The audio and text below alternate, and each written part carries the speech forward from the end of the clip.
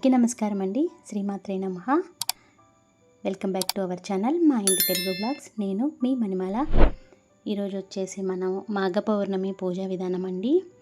పౌర్ణమి రోజు ఆ అమ్మను ఇలా పూజ చేసుకుంటే చాలా మంచిది. అయితే నేను ఈ వీడియో మొత్తం మన ఛానల్లో ఫుల్ వీడియో పెడుతున్నాను. పూజా విధానం మొత్తం కూడా తప్పకుండా మీరు కూడా ఇలాగే పూజ చేసుకోండి. అసలు ఈరోజు మనం ఏం చేయాలి, ఏం నైవేద్యం పెట్టాలి అని అన్నీ నేను ఈ వీడియోలో పోస్ట్ చేస్తున్నానండి. ప్రతి ఒక్కళ్ళు కూడా ఇంట్లోనే తేలిగ్గా ఈ పూజ ఎలా చేసుకోవాలో చూపిస్తున్నాను. తప్పకుండా స్కిప్ చేయకుండా చూడండి. మనకు ప్రతి సంవత్సరం కూడా 12 పౌర్ణములు వస్తూ ఉంటాయి కదండి. ఇందులో అత్యంత శక్తివంతమైనవి పౌర్ణమి, మాఘ పౌర్ణమి, కార్తీక పౌర్ణమి, ఆషాఢ పౌర్ణమి అని చెప్తూ ఉంటాం కదండి. ఈ మాఘ పౌర్ణమి చాలా అత్యంత శక్తివంతమైనది. ఎందుకంటే ఈ మాఘ పూర్ణిమ చాలా ప్రత్యేకమైనది. లలితాదేవి జయంతిగా కూడా మనం జరుపుకుంటూ ఉంటాము. ప్రత్యేకంగా లలితాదేవిని ఆరాధిస్తాము. అలాగే విష్ణుమూర్తిని, పరమశివుణ్ణి, ఆంజనేయ స్వామిని కూడా ఆరాధిస్తే చాలా మంచిదండి. బ్రహ్మ వైవర్త పురాణం ప్రకారంగా శ్రీ మహావిష్ణువు మాఘ పూర్ణిమ రోజున గంగా జలంలోనే ఉంటారని చెప్తూ ఉంటారండి. అందుకే గంగా నదిలో స్నానం ఆచరిస్తే చాలా విశేషవంతమైన ఫలితాలు ఉంటాయి. ఈ మాఘ పౌర్ణమి రోజున ఈ నెల మొత్తం స్నానాల పూజలు ఆచరించలేని వారు కూడా ఈ మాఘ పూర్ణిమ రోజు ఒక్కరోజు పూజ చేసుకుని నెల మొత్తం చేసుకున్నంత పుణ్యం వస్తుందండి. అలాగే మాఘమాసం అంటే సముద్ర స్థానాలు, నదీ స్థానాలు కదా. ఇలాంటి ఒక ప్రత్యేకత ఉందని అందరికీ తెలుసు. అందుకే ఈ ఒక్కరోజు మాత్రం నదీ స్నానం చేసి ఎక్కడా లేని పుణ్యం వస్తుందండి. అలాగే నేను అయితే ఈరోజు లలిత అమ్మకు పూజ చేసుకుంటున్నాను. అమ్మ జయంతి కూడా. అందుకని ఫిబ్రవరి 12వ తారీఖు మాఘ పూర్ణిమ అండి. ఆ అమ్మను పూజ చేసుకోవాలి ఈ రోజున. లలిత అమ్మ జయంతి కాబట్టి మీకు మీ ఇంట్లో లలిత అమ్మ ఫోటో లేకపోయినా పర్లేదు. ఏ అమ్మ ఫోటో అయినా పెట్టుకొని పూజ చేసుకోవచ్చు. లక్ష్మీదేవి అయినా, లలిత అమ్మ అయినా, కామాక్షి అమ్మ అయినా, లేదా పరమశివుడు ఆ శివయ్యని అయినా పెట్టుకొనైనా పూజ చేసుకోవచ్చు. ఎలాంటి అభ్యంతరం లేదండి. చాలా అంటే చాలా మంచిదండి. ఈరోజు మాత్రం పూజ చేసుకోండి తప్పకుండా. మీరు ముందు రోజు ఇల్లంతా శుభ్రంగా కడిగేసుకొని నీట్గా, కాబట్టి మంగళవారం వచ్చింది కాబట్టి సోమవారమే చేసేసుకోండి.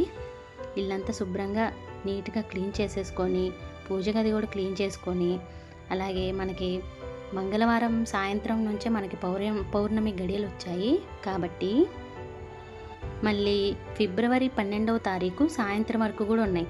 మీరు ఫిబ్రవరి పొద్దున్నే అయినా సాయంత్రమే అయినా 12వ తారీఖున మీరు చక్కగా ఈ అమ్మకు పూజ చేసుకోండి. అయితే నేనైతే లలిత అమ్మ ఫోటో పెట్టుకున్నానండి. ఆ అమ్మను పూజ చేసుకుంటున్నాను. లలితాదేవి ఫోటో ఉంది మా ఇంట్లో. చక్కగా బొట్లు అలంకరించేసుకొని అమ్మకు పువ్వులు పెట్టి బొట్లు పెట్టేసి చక్కగా అమ్మని కూర్చోబెట్టేసుకున్నాను. అలాగే లక్ష్మీదేవి విగ్రహం ఉందండి, చిన్నది నా దగ్గర. నేనైతే అది అమ్మకు అభిషేకం కానీ అలా చేసుకుంటూ ఉంటాను. అలా పెట్టుకున్నాను, అమ్మని అలంకరించుకున్నానండి నేను. అలాగే చిన్న ఏనుగులు 2 అటు ఇటు పెట్టా అమ్మవారికి. అయితే మీరు గౌరీదేవిని కూడా చేసుకొని పెట్టుకోండి, చాలా మంచిది. ఆ అమ్మ మంగళకరమైన తల్లి కదండి. ఆమె చక్కగా ఆమెను కూడా ఇంట్లో పెట్టుకొని పూజ చేసుకోండి. గౌరీదేవిని కుంకుమార్చన చేసుకోండి. ఆ అమ్మకు గౌరీదేవికి చాలా మంచిదండి. నేనైతే అటు ఇటు కలశాలు పెట్టేశాను. అలాగే ఆ కలశంలో కొంచెం పసుపు, అక్షింతలు, కుంకుమ, కర్పూరం, జవ్వాదు వేసి పువ్వులు పెట్టి ఆ అమ్మకు ఇరువైపులా పెట్టానండి. జవ్వాదు ఆ అమ్మ దగ్గర వేస్తే చాలా మంచిది, ఎంతో సువాసన వస్తుంది. అలాగే గణపతిని కూడా పెట్టుకున్నాను. ముందు ముఖ్యంగా మనం పూజ చేయవలసింది ఆ గణపతికే కదండి. ఆ స్వామి ఆశీర్వాదం తీసుకొని ఎలాంటి ఆటంకాలు లేకుండా ఈ పూజ మంచిగా జరగాలి, ఆ తండ్రి ఆశీర్వాదాలు మన మీద ఉండాలని చెప్పి ముందు ఆ గణేశుడికి దండం పెట్టుకొని ఆయనకు నైవేద్యం బెల్లం ముక్క కానీ ఏదైనా పెట్టేసి ఆయనకు వచ్చిన శ్లోకం ఏదైనా ఉంటే చదివేసుకోండి.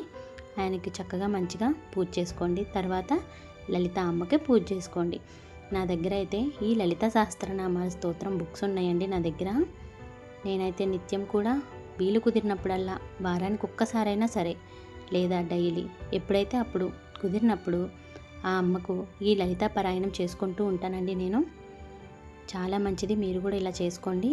ఇందులో 25 నామాలు ఉంటాయండి. ముఖ్యంగా అవి చాలా మంచిది కూడా. అవి చదువుకుంటే లలితా సహస్రనామం మొత్తం చదవలేని వాళ్ళు కూడా ఈ 25 నామాలు చదువుకొని ఆ తల్లికి చెప్పుకొని పూజ చేసుకుంటే చాలు.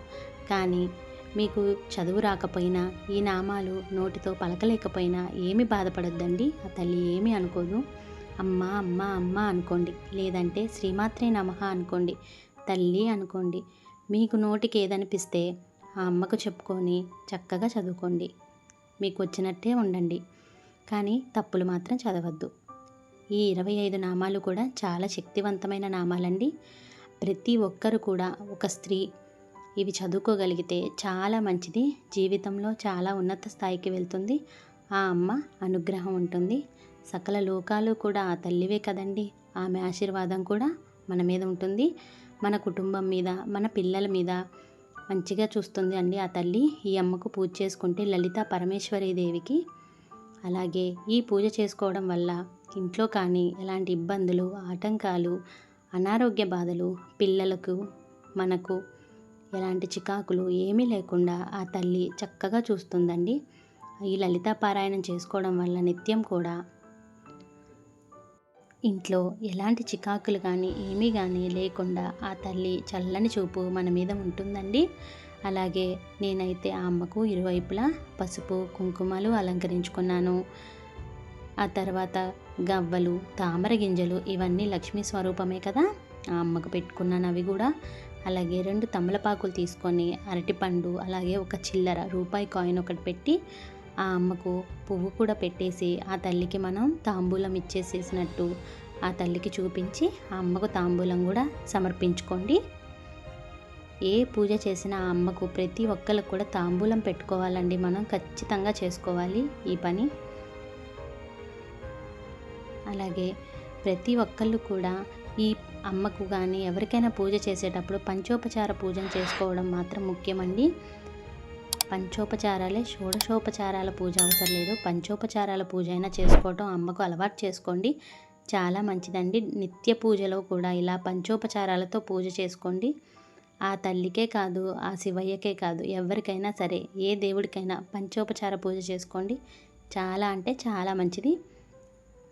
నేనైతే ఇప్పుడు ఇందాక చేసుకున్న గౌరీదేవి ఉంది కదా, ఆ అమ్మకు కుంకుమార్చన చేసుకుంటూ లలిత అష్టోత్తరం చదువుకుంటున్నానండి. చాలా మంచిది, మీరు కూడా అలా చేసుకోండి.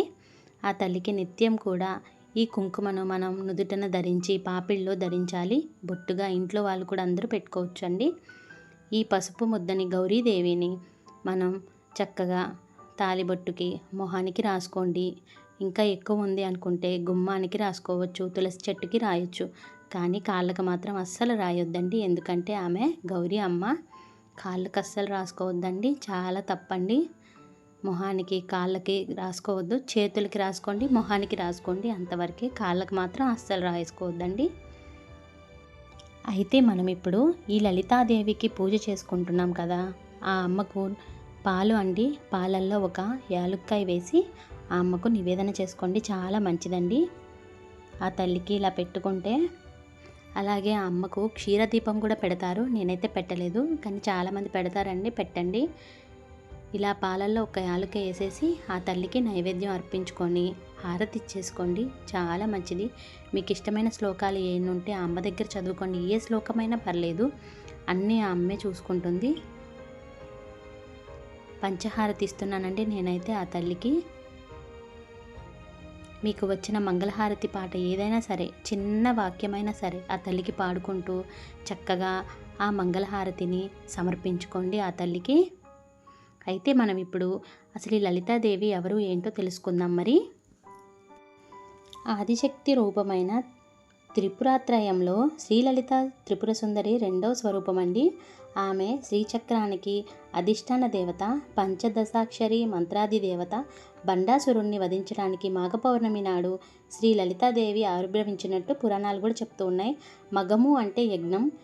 యజ్ఞయాగాలు, పవిత్రమైన దవ్య కార్యాలు చేయడానికి అత్యున్నతమైనదిగా మాఘమాసాలు పెద్దలు ప్రస్తుతించారు. అలాంటి మాఘమాసంలో పరమ విశిష్టమైన రోజు మాఘ పౌర్ణమి. దీన్నే మాగి అని కూడా అంటారు. ఈ రోజున చేసే సముద్ర స్నానాలు, నదీ స్నానాలు, పూజలు అపారమైన ఫలితాలను ఇస్తాయండి. అయితే లలితాదేవి ఆవిర్భాన గాథ దేవీ పురాణంలో ప్రస్తావితమైనది. బండాసురుడు అనే రాక్షసుడు శివుడి కోసం తపస్సు చేశాడు. శివుడు అతని తపోనిష్టను మెచ్చి ప్రత్యక్షమయ్యాడు. ఎవరైనా తనతో యుద్ధం చేస్తే ఆ ప్రత్యర్థి బలంలో సగం తనకు రావాలని శత్రువులు ప్రయోగించే అస్త్రాల వల్ల తనకు ఎలాంటి హాని కలగకూడదని బండాసురుడు వరం కోరుకున్నాడు. శివుడు ఆ వరాన్ని అనుగ్రహించాడు. వరగర్వంతో విజృంభించిన బండాసురుడు తన సోదరులతో కలిసి 3 లోకాలను పీడించటం మొదలుపెట్టాడు.